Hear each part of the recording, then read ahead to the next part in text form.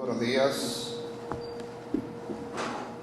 Prevíspero doctor Alfredo de la Cruz, rector de la Pucamaima, a Monseñor Ramón Benito de la Rosa, presidente del Grupo Santo Tomás Moro, al ingeniero José Armando Tavares, director del Grupo Santo Tomás Moro, al doctor Mariano Rodríguez, decano de la Facultad de Ciencias Sociales, Historia y Artes de esta universidad, al doctor José Gómez Cerda, vocal del Grupo Santo Tomás Moro, al honorable diputado Víctor de Asa, al doctor Orlando Jorge Mera, delegado político del Partido Revolucionario Moderno ante la Junta Central Electoral, al licenciado Lidio Cadet, director general de la Dirección General de Ética e Integridad Gubernamental, al señor Carlos Pimentel, de Participación Ciudadana, a los miembros y dirigentes de partidos políticos presentes, laicos y laicas, autoridades universitarias, docentes, estudiantes, invitados especiales, miembros de la prensa, y muy especialmente a mi esposa Karina Concepción, que me acompaña, junto a mis hijos, que también me acompañan en el día de hoy, Kirsi y Alejandro. El tema que nos convoca son los procesos electorales desde una dimensión ética y cívica. En ese sentido, lo primero que quiero abordar es ¿qué es democracia? La democracia es la forma de organización social más importante concebida por los seres humanos a lo largo de la historia. Su dimensión universal, a partir de la segunda mitad del siglo XX y primera del siglo XXI, dan fe de su trascendencia para las sociedades de la gran mayoría de los países del mundo. En el presente siglo, la mayor parte de los países latinoamericanos están regidos por la democracia. El término tiene su origen etimológico en el vocablo democratía, acuñado en la Grecia antigua. Combina dos expresiones, demos, que quiere decir pueblo, y kratos, que quiere decir gobierno. El principio fundamental que contiene es el gobierno del pueblo. Ahora bien, ¿cuál es el valor de las elecciones en democracia? Y esto es un componente esencial de la democracia. Y nos referimos precisamente al valor que tienen las elecciones para los sistemas democráticos y muy puntualmente para los países. La mayoría de los expertos han llegado a la conclusión de que puede haber elecciones, pero no democracia. Pero no existirá democracia sin elecciones. Hay que tratar el tema de los procesos electorales en esta fase introductoria.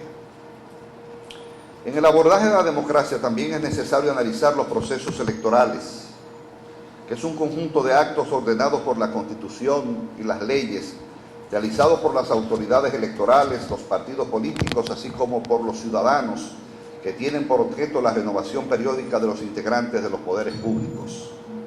La trascendencia de los procesos electorales estriba en que permiten la elección de autoridades, establecen las reglas para uno de los momentos más importantes de la participación de los ciudadanos en la vida política de una nación.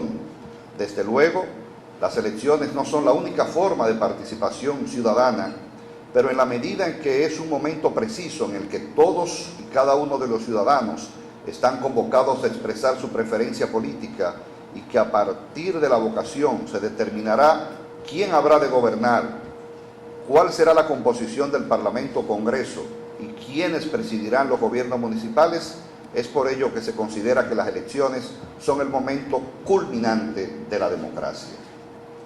Como podemos ver, para que esto se haga realidad, el pueblo debe vivir en democracia y sentir la democracia. Por ello, los valores democráticos juegan un rol determinante para hacer posible estos propósitos. En tal sentido, analizaremos 7 actitudes democráticas en una primera fase. Y no hay otra forma de empezar que aludiendo a los valores de libertad e igualdad, dos elementos que en la democracia representativa constituyen supuestos de fondo sin los cuales es imposible ejercer ciudadanía. Igualdad implica que la vida, Las preferencias y las necesidades de cada uno son iguales ante el Estado, y éste no puede proteger o favorecer los de unos discriminando los de otros. La libertad hace alusión a que cada quien es el mejor juez de lo que le conviene. Por tal razón, el Estado debe propender a crear las situaciones donde el ciudadano ejerza su libre albedrío, siempre y cuando ese ejercicio no se oponga a la libertad de otros. De la libertad de igualdad se desprende un largo catálogo de condiciones necesarias sobre los que se sustenta el Estado de Derecho. Por ejemplo, una tercera actitud es la responsabilidad. Este principio nos dice que cada quien debe responder por los actos que libremente ha llevado a cabo. Este lineamiento obviamente lleva añadido el cuarto valor, la justicia, que es un principio moral que lleva a dar a cada uno lo que le corresponde o pertenece. La quinta actitud ineludible es la tolerancia, una actitud cotidiana que nos lleva a escucharnos mutuamente y respetar las posturas contrarias, aunque a veces somos tolerantes por no ser conflictivos con conductas impropias e intolerantes en reconocer derechos como la disidencia. Se debe tolerar lo bueno y no tolerar lo malo, todo en la firmeza de la justicia.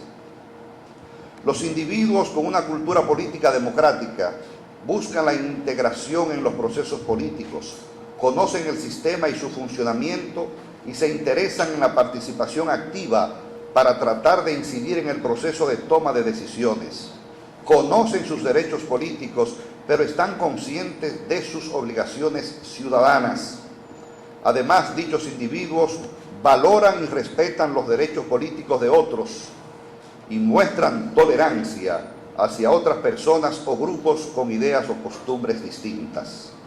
Las personas tolerantes y que además poseen cultura política, si bien pueden discrepar con las autoridades de turno o ciertas políticas públicas, valoran la democracia como un concepto difuso, pero a la vez otorgan legitimidad, apoyo a las reglas prevalecientes del juego democrático. La sexta actitud es el pluralismo. Este se materializa en las propuestas disímiles sobre múltiples temas. Son parte constitutiva del pensamiento y la conciencia individual. No se puede concebir la democracia sin pluralismo, lo que conlleva inevitablemente a la constitución de mayorías y minorías. En el estudio de los valores hay que abordar la apatía en la toma de decisiones que asume reiteradamente el soberano, es decir, el pueblo. Esa dejadez hace que el poder de pocos lo otorguen algunos para que nos manden a todos. Esos otros que no se involucran normalmente desconfían, pero no en la democracia ni en sus valores. Quizás así lo crean. La verdad es que no confían en las personas e instituciones que fingen hacer una democracia. Los contaminan las acciones de actores de un sistema sin valores democráticos. Con lo anterior es menester decir que la séptima actitud es la participación. Hay que participar. El voto consciente es un esfuerzo ínfimo que la sociedad demanda de nosotros.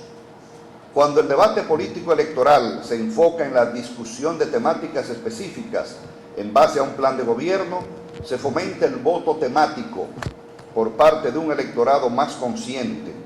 Para ello se deben impulsar acciones, principalmente desde la academia, como esta, que se sensibilicen sobre la necesidad de que el debate político sea una realidad que enfrente la insaciable sed de los políticos de obtener votos bajo cualquier método, pues las elecciones se ganan con votos y ellos lo saben. En ese sentido, luego de desarrollar estos 7 valores democráticos, debemos abordar un componente que también consideramos fundamental: la ética electoral, que remite a una serie de principios, valores y máximas de conducta para el desarrollo de elecciones limpias, competitivas, imparciales, en fin, auténticamente democráticas.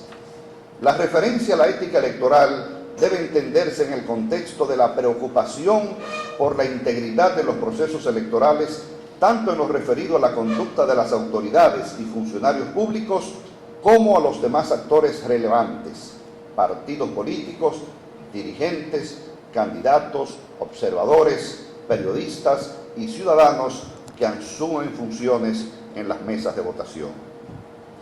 Tradicionalmente se distingue a la ética del derecho por ser este último un orden normativo, coercible, al tiempo que la moral es un orden autónomo y no coercible.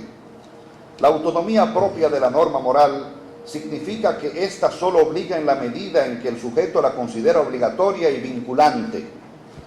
La obligatoriedad no tiene origen en una autoridad externa que impone el cumplimiento de la norma con independencia de la voluntad de cada sujeto. Por otra parte, y como consecuencia de lo anterior, la norma moral no es coercible, es decir, que no se puede imponer su cumplimiento forzado. En la actualidad asistimos a una juridización de la ética en numerosas áreas de la actividad humana. Ante el creciente y expandido fenómeno de la corrupción y la relativización de los conceptos y consensos sociales en torno a lo que está bien y a lo que está mal, las sociedades recurren a la sanción de leyes que incorporen esos principios básicos para dotarlos de objetividad y hacerlos exigibles. Las leyes de ética pública son un ejemplo de este proceso. IDEA Internacional desarrolló un código de conducta modelo para las autoridades electorales sobre la base de 5 principios y valores. Primero, respeto por la ley. Segundo, independencia y neutralidad. Tercero, transparencia. Cuarto, minuciosidad. Y quinto, orientación de servicio. De estos principios surge el deber de aplicar las leyes vigentes para el proceso electoral con imparcialidad, equidad y respeto al principio de igualdad. Las autoridades electorales deben actuar con neutralidad y en función del interés general. Por lo tanto, deben abstenerse de participar activamente en la contienda y tomar posición a favor o en contra de cualquiera de los competidores. El deber de neutralidad apunta a prevenir conflictos de intereses que pudieran generar sospechas sobre la legitimidad, certeza y credibilidad del proceso. El cumplimiento de este deber de neutralidad se complica en el caso de organismos electorales integrados sobre la base de representación partidaria de sus miembros, ya que, más allá de la buena fe de los magistrados, el proceso de nombramiento genera la percepción de que su actuación está teñida por intereses partidarios. Ahora bien, ¿a través de cuáles mecanismos podemos darle vida en el proceso electoral a los valores democráticos señalados? Para dar respuesta, lo primero que destacamos es que un proceso electoral es la conjugación de todas aquellas etapas en que se desarrollan las asambleas electorales, o sea, las elecciones, desde su inicio hasta el ejercicio del voto, la determinación de los ganadores y las posibles impugnaciones electorales ante los tribunales electorales. Es decir, abarca las 3 etapas del ciclo electoral, preelectoral y post. En tales atenciones, con el propósito de medir la calidad de la democracia en términos objetivos y de esta forma hacerla más exigible, los expertos electorales han enarbolado el término integridad electoral, que tiene por objeto garantizar elecciones libres y honestas. En ese sentido, para un mejor entendimiento de este concepto, conviene clasificarlo entre 2 dimensiones. La primera se refiere a su alcance integrador. La integridad electoral asume su visión global de todos los aspectos del proceso electoral, partiendo del sufragio y sus requisitos, de los organismos electorales y su composición, de la organización del acto electoral hasta la entrega de los votos, el escrutinio, la publicación de los resultados y su fiscalización.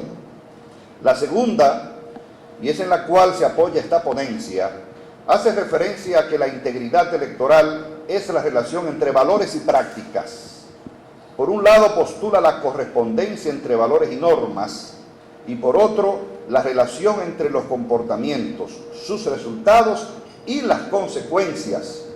El norte de tal aspiración es la honestidad de las personas e instituciones que caminan por el ideal de la integridad en el proceso electoral. En definitiva, podemos observar que la integridad electoral se determina como el postulado ético dirigido al proceso electoral en total, a los individuos y colectivos involucrados en él, de comportarse de forma íntegra conforme a los valores y a las normas que sustentan elecciones democráticas. Sin embargo, a raíz de la insatisfacción de las sociedades, fundadas en las diversas percepciones de los ciudadanos respecto a la democracia, a nivel global, se ha producido una especie de descontento que ha dado como resultado un fenómeno denominado desafección democrática o política, de la cual República Dominicana ha sido evidentemente influenciada. Esta problemática está cimentada en diferentes actitudes políticas negativas que parecen estar enraizadas en las culturas. En ese sentido, la desafección democrática se considera como una especie de síndrome. El síntoma más relevante es la desconfianza. Se refiere además a un sentimiento persistente de falta de valores respecto a las instituciones y líderes políticos existentes, y que tiene como consecuencia que los ciudadanos se consideren a sí mismos ajenos a lo que le corresponde en democracia. Hoy en día también es motivo de tratamiento y análisis un importante número de situaciones que suelen impactar la integridad electoral. Nos referimos a las denominadas campañas negativas y las campañas sucias. Algunos autores consideran que una campaña negativa es aquella que contiene argumentos políticos que pueden ser tanto verdaderos, pero también pueden ser falsos. Sin embargo, otros introducen el requisito de que la información presentada se ajuste a la verdad. Si esto no fuera así, se estaría más bien ante lo que se conoce como campaña sucia, definida como aquella que recurre a ofensas, inventa información, cae en la calumnia o se intromete en la vida privada del candidato o candidata. Respecto a los efectos que pueden causar, es posible identificar algunos en función de cómo impactan a las propias candidaturas o al electorado. Si se hace referencia a las propias candidaturas en contienda, estas estrategias pueden producir un efecto boomerang, por el cual los sentimientos negativos se dirigen al atacante y no al atacado. Un síndrome de la víctima que genera sentimientos positivos hacia el atacado si se percibe que el ataque ha sido deshonesto o injusto, o un doble deterioro, en virtud del cual tanto el atacante como el atacado resultan perjudicados. Con relación al electorado, se ha señalado que puede fomentar su desmovilización y que no se concurra a votar, que propician el voto en blanco o nulo o generan una mayor desconfianza hacia el sistema, ya que los electores suelen ser más reticentes al uso de publicidad negativa, sobre todo utilizada en extremo en una campaña electoral. Aunque también otras investigaciones señalan que estiman la participación, la estimulan, a excepción de aquellas que traspasan la crítica y recurren a la mentira frontal. En los últimos años se ha podido observar un uso cada vez más frecuente de campañas negativas en la región, donde este tipo de estrategias, las más usadas, por ejemplo, ha sido la campaña del miedo. Ejemplo, lo observado en las últimas elecciones de Brasil y Argentina 2014 y 2015 respectivamente. En las últimas décadas, el sistema electoral dominicano ha venido operando con una notable carencia de disposiciones legislativas que garanticen ciertos estándares democráticos aceptables, pues hasta el año pasado solo teníamos vigente la ley electoral 275 del año 97, la cual establecía reglas mínimas de cómo debía desarrollarse el proceso electoral.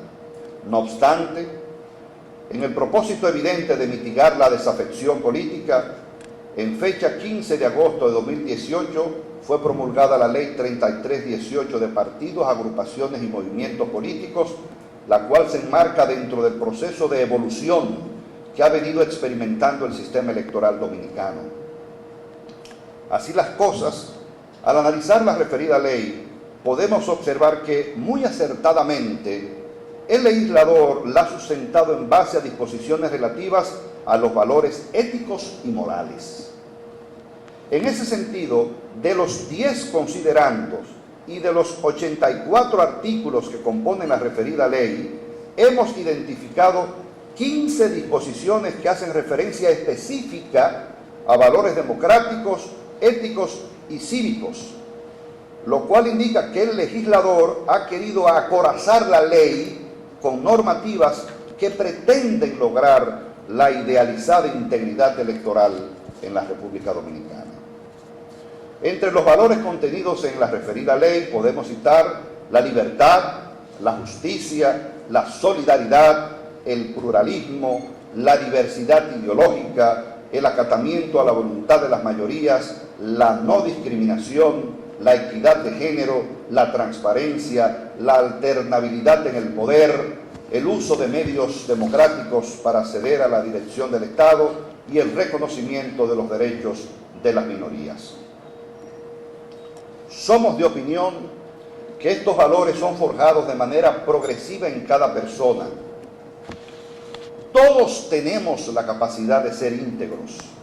Sin embargo, la integridad es difícil de identificar. No está escrita en la frente, yo soy íntegro. Es un comportamiento que se comprueba en los hechos, en la vida cotidiana, en cómo reaccionas ante las tentaciones antidemocráticas. No todos tenemos la capacidad de responder en base a estos valores. Por eso en las sociedades puede ocurrir que se viole la ley sin la debida sanción y por ende crece la desafección. En ese sentido, Santo Tomás Moro nos dice que es preciso que obréis de manera tal que si no podéis hacer todo el bien que deseáis, logren vuestros esfuerzos por lo menos quitar fuerza al mal. Termina la cita. Ahora bien, ¿cómo enfrentamos las dificultades propias de las prácticas indebidas que afectan la integridad electoral? Hay una cruda realidad en la mayoría de los países latinoamericanos. Todas las encuestas ponen de manifiesto el sentimiento de fatiga democrática que recorre a América Latina.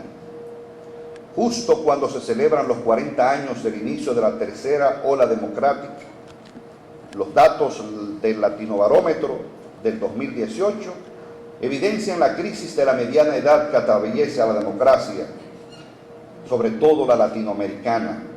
La insatisfacción con la democracia aumentó del 51 al 71%, mientras que la satisfacción cayó del 44 al 24%.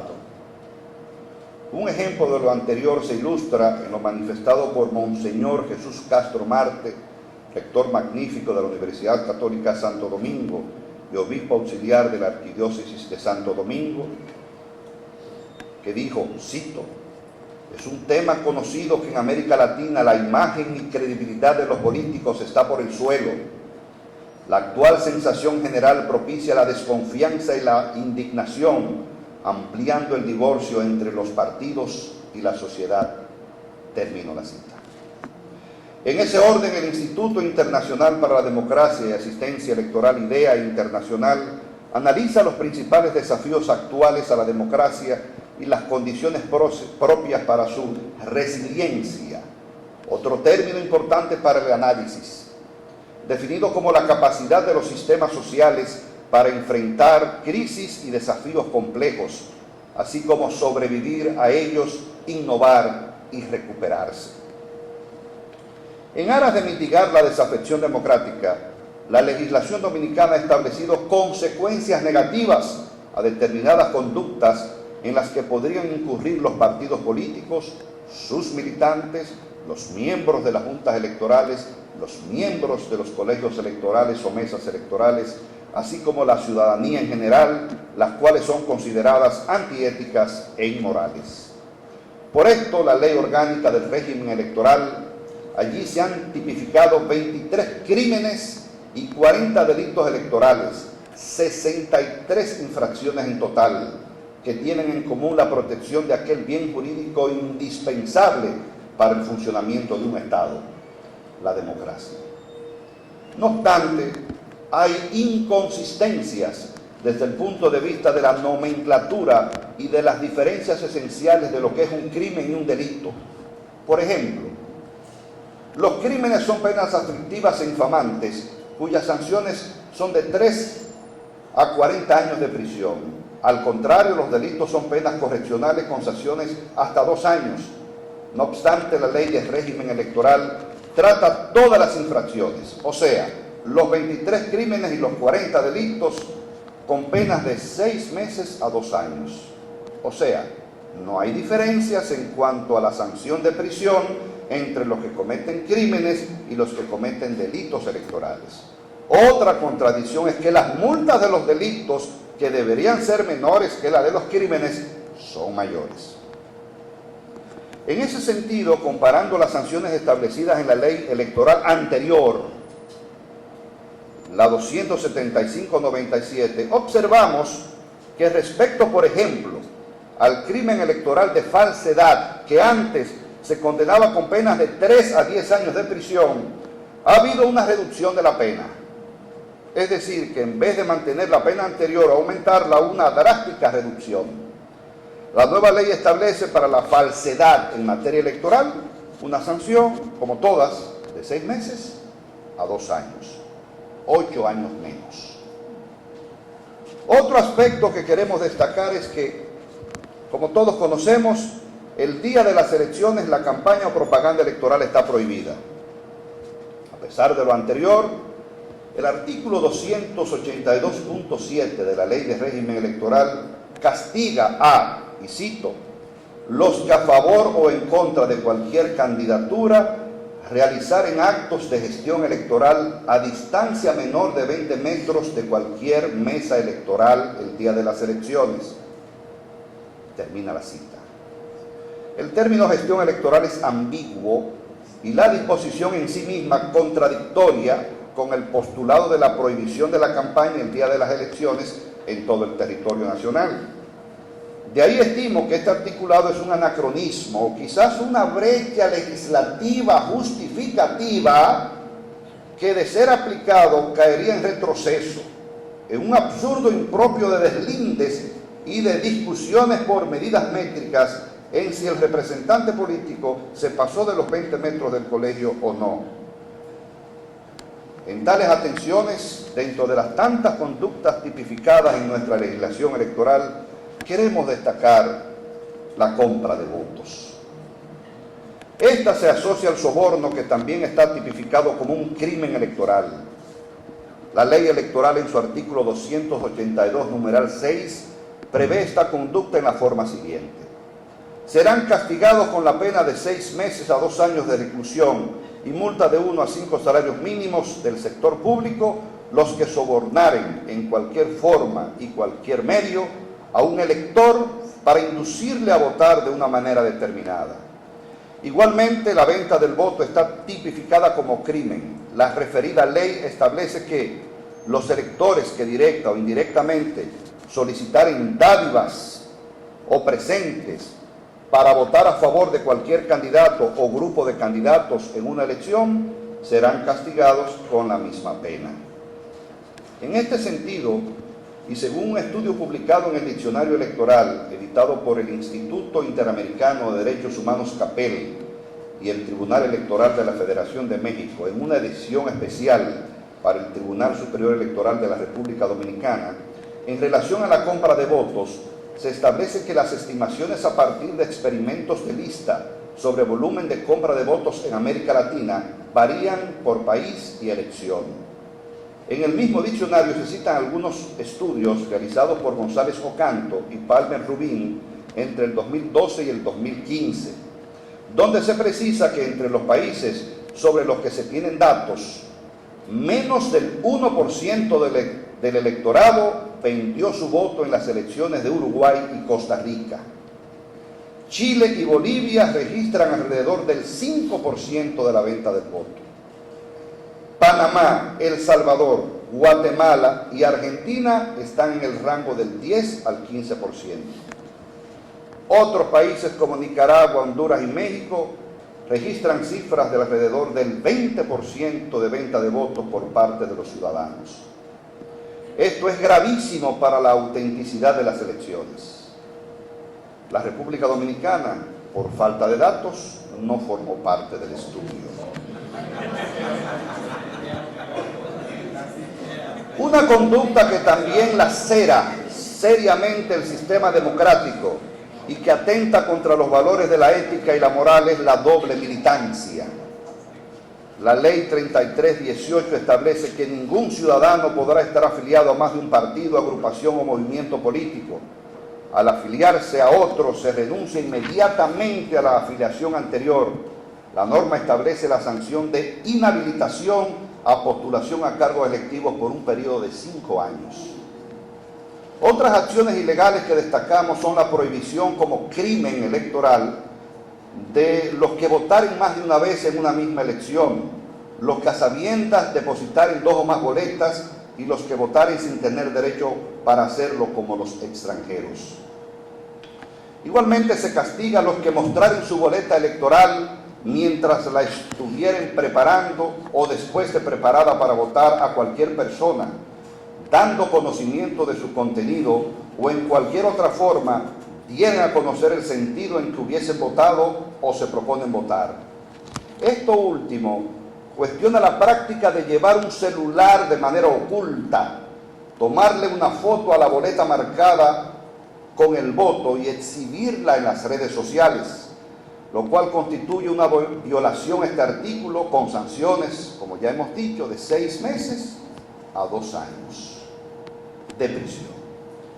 Uno de los grandes desafíos para los órganos electorales y en general para los países que se conducen bajo esquemas democráticos es el que tiene que ver con la dificultad para la regulación de los medios digitales y en especial las redes sociales, sobre todo por la gran incidencia que estos tienen en los procesos electorales.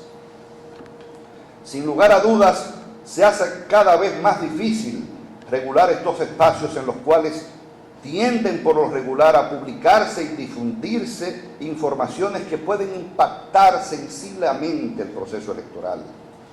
Hoy en día el desafío también radica en cómo armonizar el derecho a la libertad de expresión que tiene todo ciudadano con otros elementos o principios de derecho electoral como el secreto del voto y la prohibición de campañas el día de las elecciones.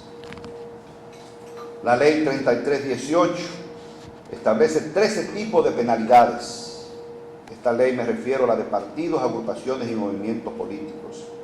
La mayoría sanciones de multas y en casos muy excepcionales remite a penas de prisión establecidas en las leyes penales sin una identificación precisa, sin una certeza normativa de cuál es el tipo penal, a diferencia de la ley de régimen electoral que sí aclara la pena de 6 meses a 2 años de prisión.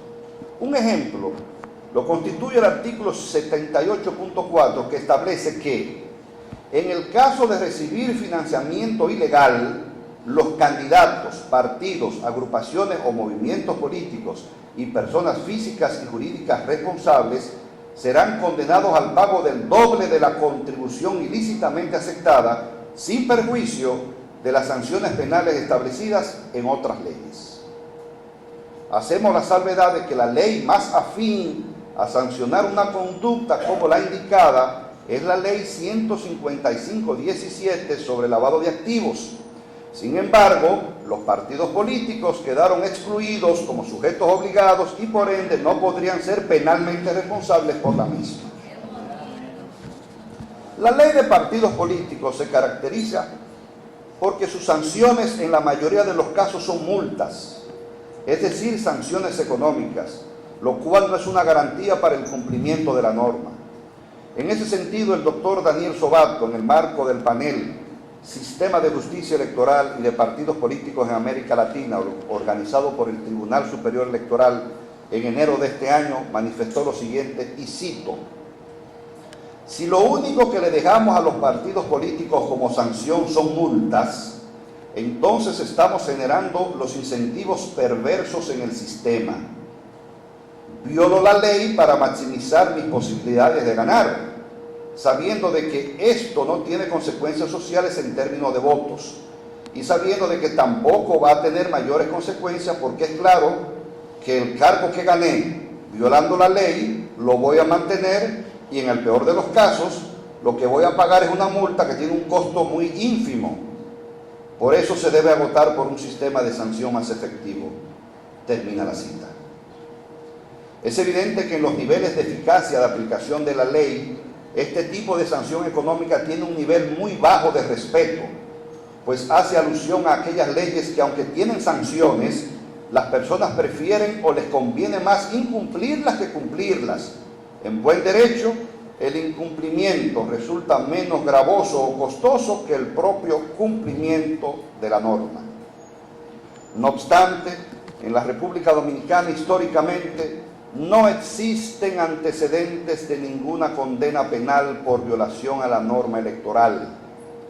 Por ello, en un artículo que escribiéramos hace varios años, catalogué las leyes electorales en aquel entonces como leyes con el nivel más bajo de eficiencia, lo que Hans Kelsen llama leyes desuetudos, que son aquellas que se incumplen sin que nadie les importe, se violan y ni el ciudadano ni el Estado hacen nada porque se respeten.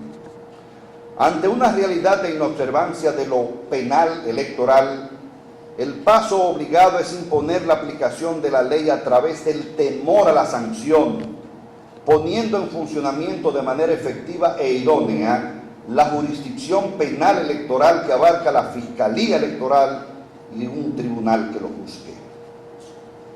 La propuesta política de crear una instancia especializada en la procuración de justicia penal en materia electoral surge como uno de los principales reclamos de los procesos democráticos.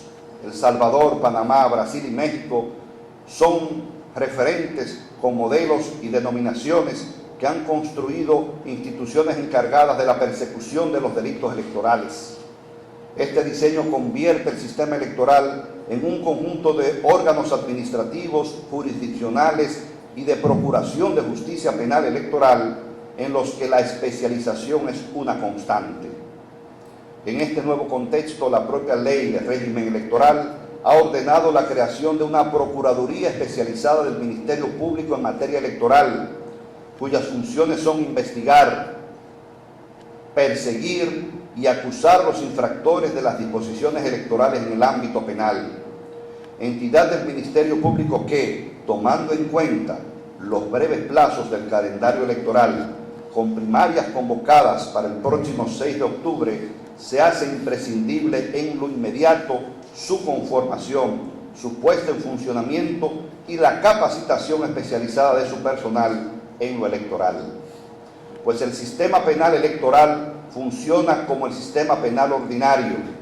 Sin un fiscal que reciba la querella, la denuncia o que actúe de oficio, no se podrá apoderar el Tribunal Superior Electoral, quien es el que va a juzgar condenando o absolviendo al imputado o imputada de la violación electoral. Finalmente, la vida en democracia, la vida en institucionalidad, requiere de un sistema electoral basado en la integridad, sustentado en valores morales y democráticos y en pura ética y civismo. Recordemos las palabras de Santo Tomás Moro referidas en el texto publicado por el doctor Cerda. El hombre no puede ser separado de Dios ni la política de la moral. El desafío está planteado. Hay que aplicar la ley electoral con todas sus consecuencias penales a quienes la violen, pues una ley sin colmillos, una ley que no muerda, es insulsa y no se cumple. Muchas gracias.